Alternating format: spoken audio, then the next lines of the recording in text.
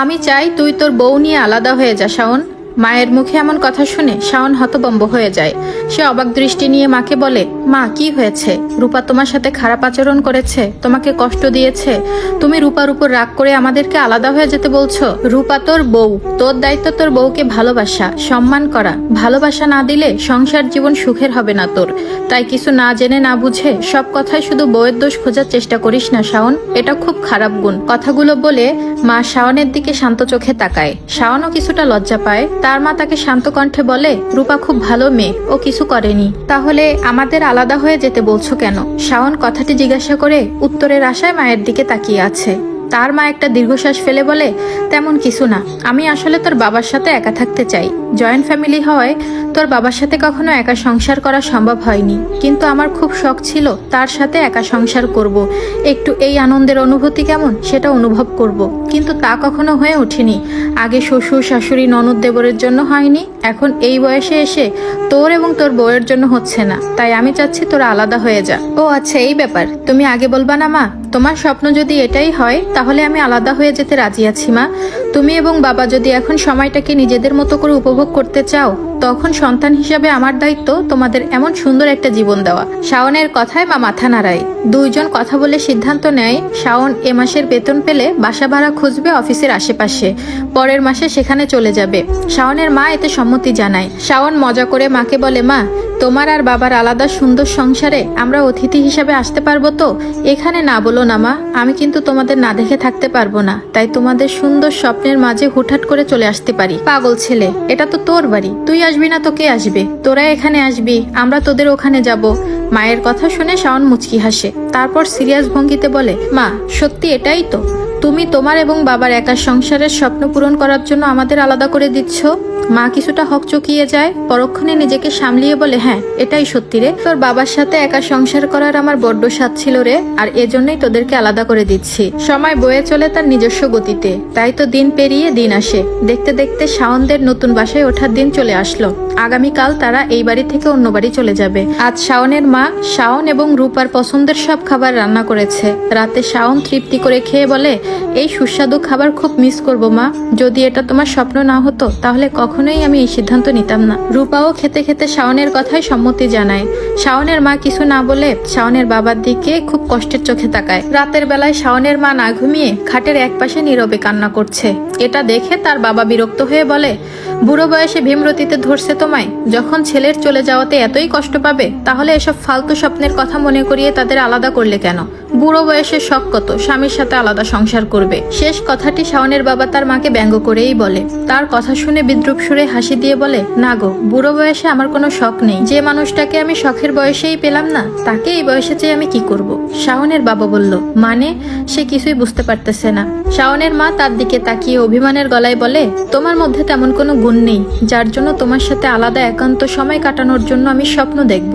এত স্বপ্ন আমি দেখি না তোমার জন্য। কি বলতে চাও তুমি?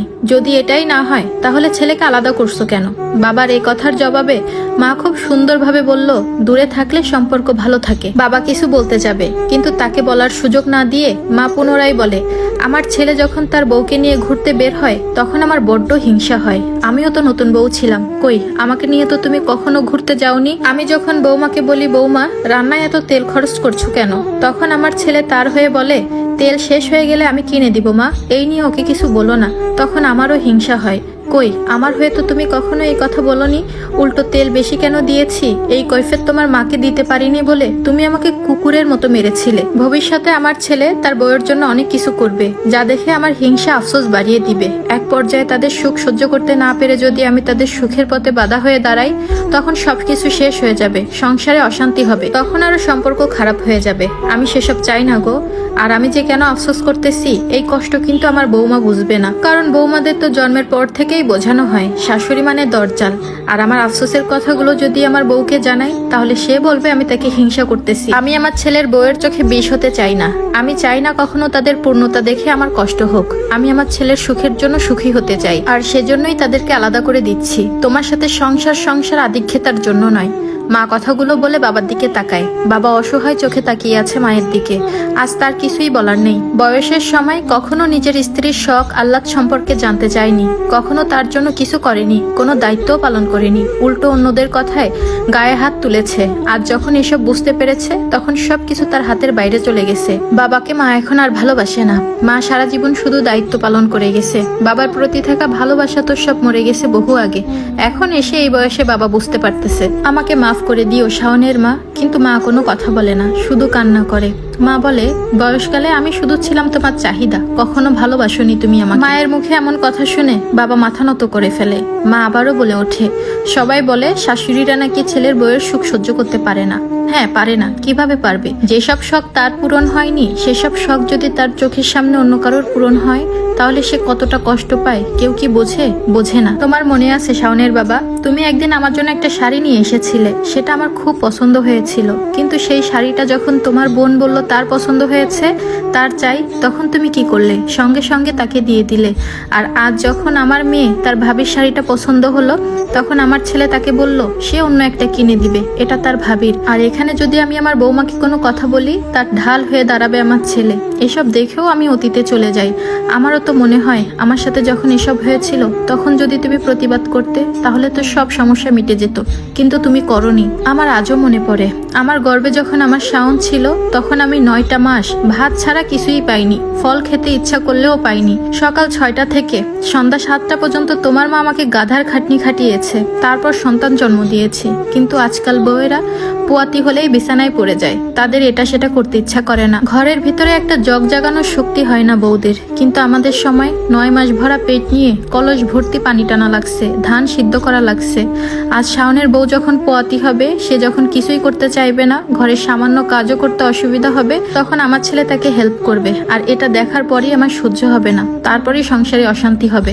আমি চাই না এগুলো কখনো করতে। তাই রূপা আর শাওনকে আলাদা করে দিলাম, ওরা সুখে থাকুক। বাবা একটা কথারও জবাব দিতে পারিনি। কথা বলতে বলতে অনেক রাত হয়েছে, মা ঘুমিয়ে পড়েছে। সকাল হয়েছে, সকালেই শাওন আর রূপা তৈরি হয়ে নেয়, তাদের ব্যাগপত্র গুছিয়ে নেয়। আজ তারা নতুন বাড়িতে উঠবে। শাওনের মা খুব সকালে উঠে সাথে সাথে তাদের কাজ করে দিল। গাড়ি চলে এসেছে। শাওনের মা তাদের বিদায় বেলায় বলে, তোমরা দুইজন সুখে থেকো। মনে রেখো, স্ত্রীর স্বামীর দুর্বলতা নয়, বরং শক্তি। আর ছেলেকে উদ্দেশ্য করে বলল, সব সময় চেষ্টা করবা ভালো স্বামী হওয়ার। বউকে কখনো কষ্ট দিও না, কখনো আঘাত দিও না।